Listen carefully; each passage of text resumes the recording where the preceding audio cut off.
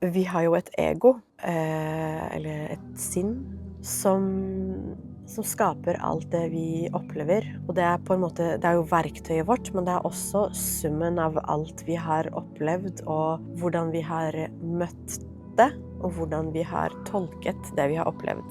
Og i en eller annen grad forholder vi oss til verden gjennom det egoet. Alle disse historiene som følger med, alle disse fordommene, navnelappene, den motstanden til så veldig mye egentlig. Og hvordan alle disse historiene danner et enormt nettverk av bare overbevisninger og holdninger som vi har tilegnet oss gjennom, ja, rett og slett oppfatningen av situasjoner som vi har vært i.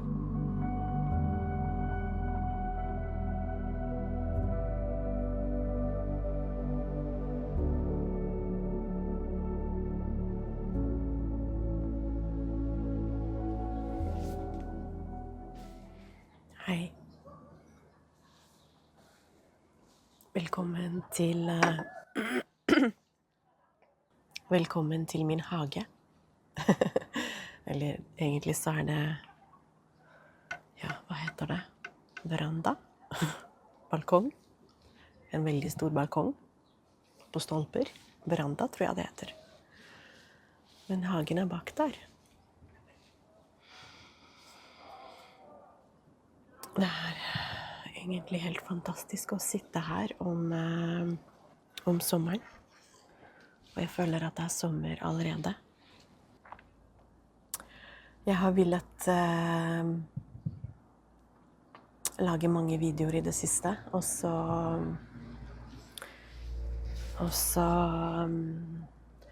har det å være mamma kommet litt i veien. Jeg får ikke helt nok ro til meg selv til å sette meg ned og bare være i øyeblikket med det. Men nå er øyeblikket her. Og det jeg har lagt merke til, det har skjedd et viktig, føler jeg, skifte i hvordan jeg ser ting. Og det har gjort at noe har løsnet ekstra mye i forhold til det å få det livet jeg ønsker meg.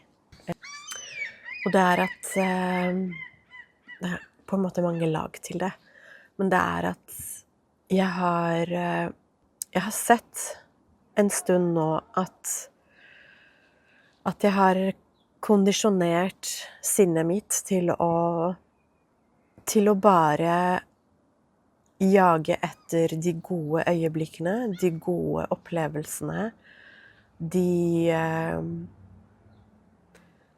ekspansive, oppløftende tankene og sinnstilstandene. Og det har skjedd etter at jeg oppdaget egentlig kraften min som skaper av dette livet. Og forstått hvor mye kraft jeg egentlig har for å skape det livet jeg egentlig ønsker. At i hvor stor grad vi medskaper, vil jeg si, med ikke bare tankene våre, men også følelsene våre og væremåten vår og ja, egentlig energien vår, som det så populært heter.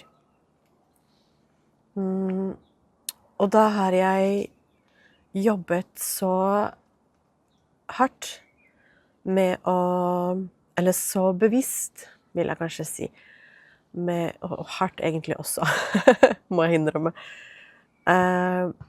med å være så korrekt som mulig for å være i den riktige energien og den riktige vibrasjonen.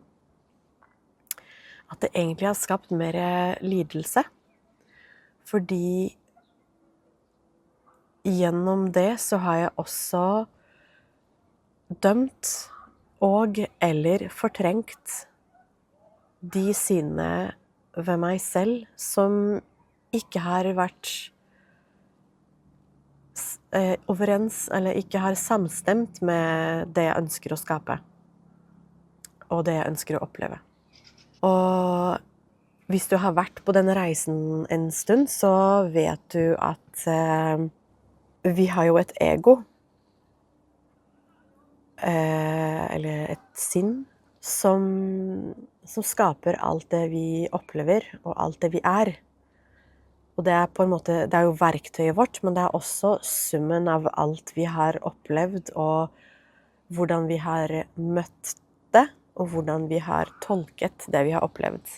Så det er på en måte egentlig en sum av minner av alt det vi har opplevd, fra vårt perspektiv.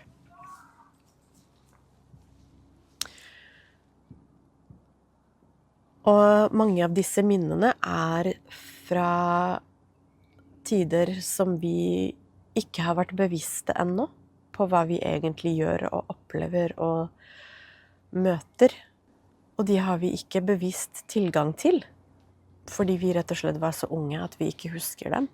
Og for så vidt så trenger vi ikke å huske disse opplevelsene for å integrere de, eller se våre egne mønstre. For det trenger vi bare å observere mønstrene og tankene våre, for å se hvilke overbevisninger vi har, og det i seg selv er nok til å få et nytt perspektiv, eller i hvert fall forståelse av hvordan vi ser verden, og hvordan vi tolker verden. Men poenget med at jeg forteller dette er at vi alle har et ego, og i en eller annen grad forholder vi oss til verden gjennom det egoet. Og alt ego er egentlig likt. Alt ego har skyggesider. Og hvis du noen gang har meditert eller observert sinnet ditt, så har du kanskje lagt merke til hvor påtrengende alle disse tankene kan være.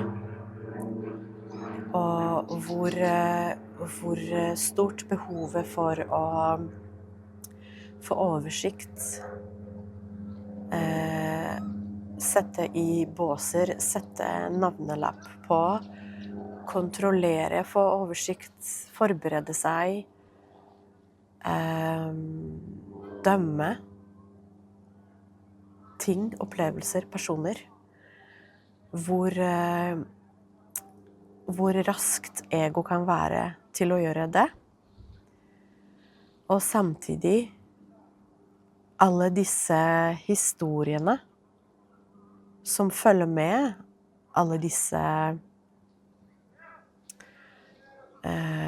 fordommene, navnelappene, den motstanden til så veldig mye egentlig, og hvordan alle disse historiene danner et enormt nettverk av bare overbevisninger og holdninger som vi har tilegnet oss gjennom, ja, rett og slett oppfatningen av situasjoner som vi har vært i. Og jeg sier ikke at tolkningen vår av situasjoner ikke har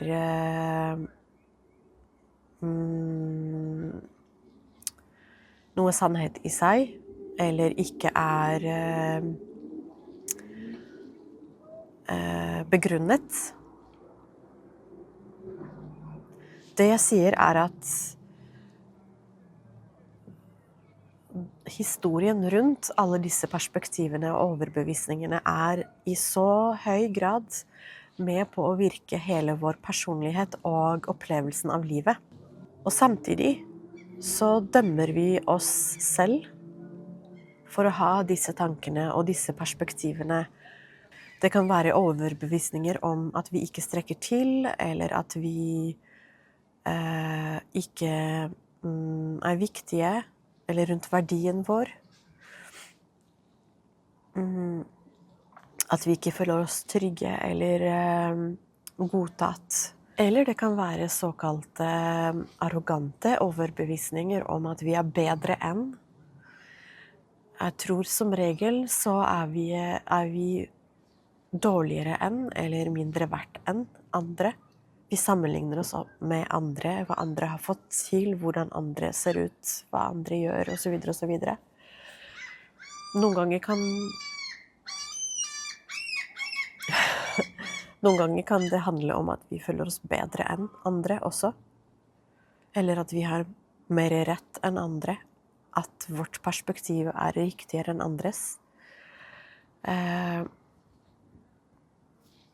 Og når man blir bevisst på alle disse tankene og overbevisningene eller holdningene, og så ønsker man kanskje å få en høyere vibrasjon. Og med dette så mener jeg ikke at det ikke er at ikke det er en sann ting. Vibrasjon eksisterer virkelig, og man kan ha en høy vibrasjon eller lav vibrasjon. Og det har mye med frykt eller kjærlighet å gjøre. At man ser gjennom en linse av frykt eller en linse av kjærlighet og autentisitet og enhet. Det jeg prøver å si er at vi har en tendens til å begynne å dømme alle overbevisninger og alle handlinger, alle mønstre som ikke er gode, ikke er positive, ikke er av høy vibrasjon, ikke er av kjærlighet. Og det gjør at vi rett og slett bare får mer motstand til oss selv. Fordi absolutt hele verden, absolutt alt vi ser og møter i verden, er også i oss. Vi hadde ikke sett mørket hvis ikke det også var en del av oss. Og med det mener jeg, vi hadde ikke tolket noe som mørkt. Hvis ikke vi også hadde hatt en linse som kunne se mørket, ta imot mørket, oppfatte mørket. Og også absolutt alt i denne verden er jo en del av skapelsen, en del av en helhet. Vi er begge deler. Vi er både og. Det er det som er hele poenget med denne virkeligheten, at den er basert på dualitet. Og vi er både og. Vi er både mørke og lys. Vi kan velge å skape bare lys. Vi kan velge å respondere med bare lys. Men hvis vi gjør det fra et sted av fordom eller motstand mot det mørke, så dømmer vi jo.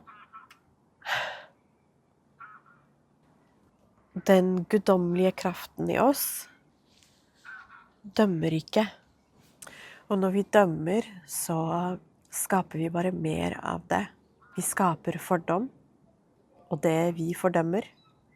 Og det er den vibrasjonen vi innehar og skaper mer av. Og i tillegg så på en måte fremmedliggjør vi oss selv for oss selv.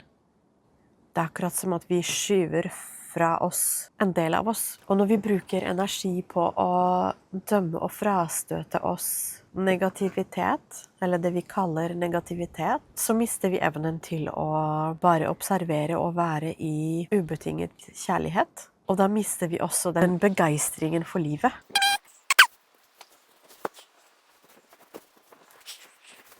Vi mister evnen til å være helt til stede med det som skjer, det som utfolder seg foran oss, fordi vi har motstand mot det. Og da går vi glipp av alt livet prøver å vise oss, alt livet prøver å reflektere til oss. Fordi den eneste grunnen til at vi er mange, den eneste grunnen til at alt det eksisterer, er fordi vi kom hit for å oppleve oss selv.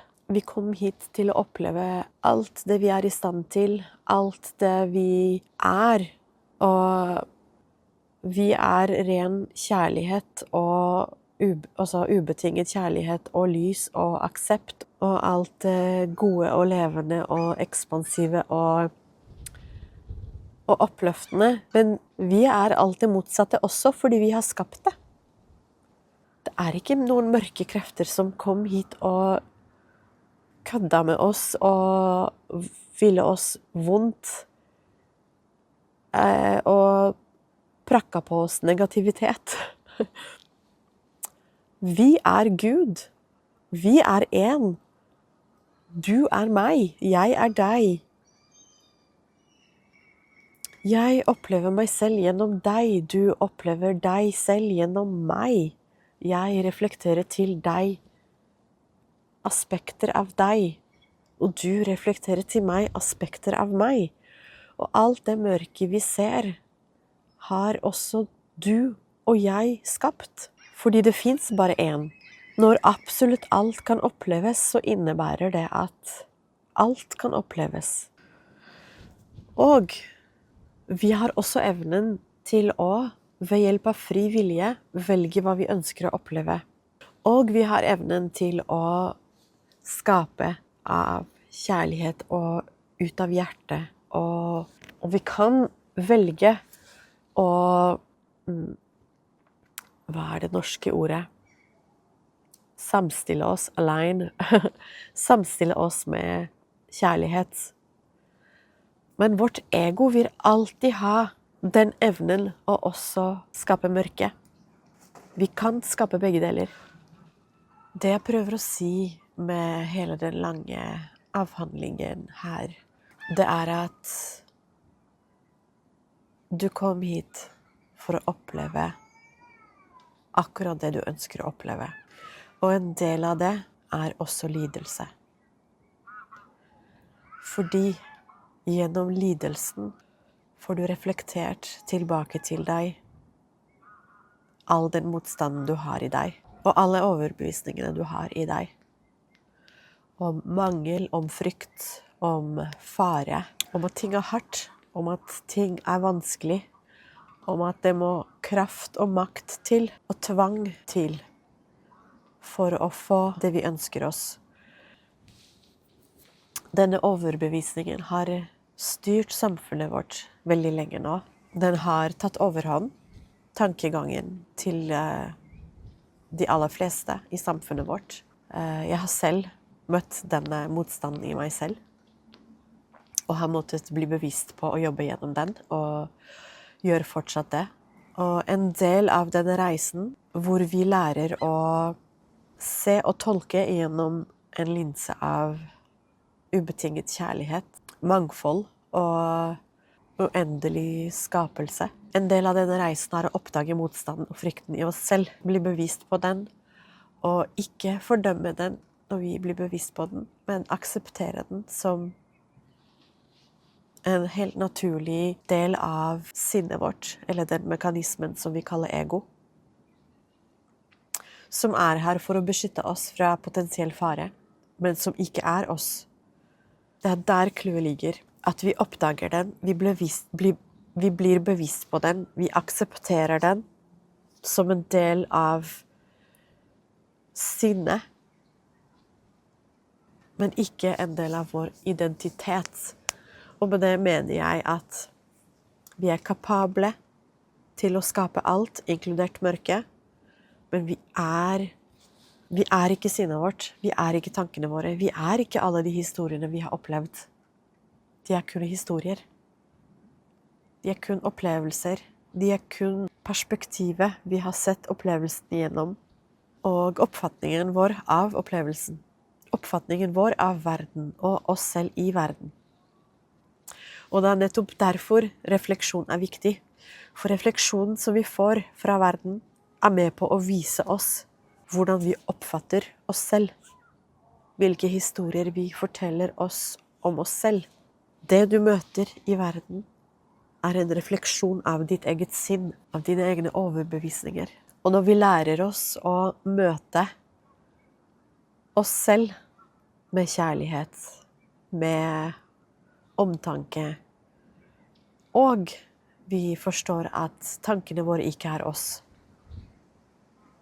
Så det en stor forskjell der. Vi ser den som en del av programmet, en del av skapelsen vår, en del av den kreative friheten vi har her i verden. men også forstår at det vi egentlig er ikke kroppen vår, er ikke tankene våre, men de er en del av vår skapelse, og vi er kapable til å skape alt det. As within, so without. As without, so within. Alt som er utenfor oss, er også inni oss. Du kan få alt du vil. Du er ment å oppleve alt du ønsker å oppleve, og du er ment til å finne ut, oppleve, bli kjent med deg selv, hvem du egentlig er, og din skaperkraft. Og den eneste måten du kan oppleve det på, det er ved å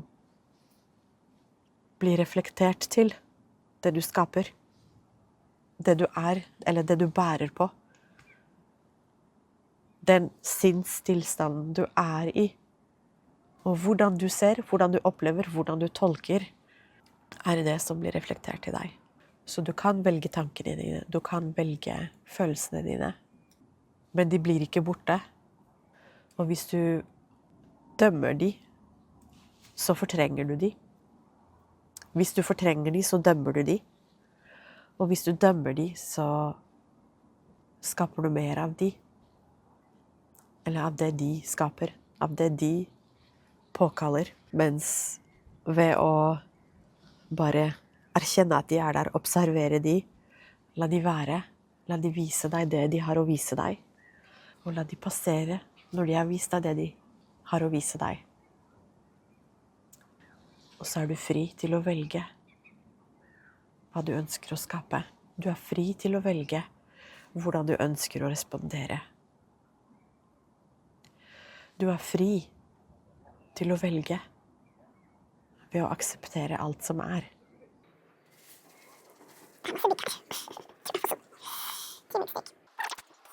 Men jeg håper det gir mening, og jeg håper det viser at aksept og egen kjærlighet er veien til å skape mer av det du ønsker, og at du kan få alt det. Takk for at du så helt til slutt, og jeg håper du fant noe av verdi i det jeg delte. Og hvis du gjorde det, så hadde jeg satt enormt stor pris på om du kunne dele hva som resonerte ekstra godt, og hva du kunne tenke deg å høre mer av.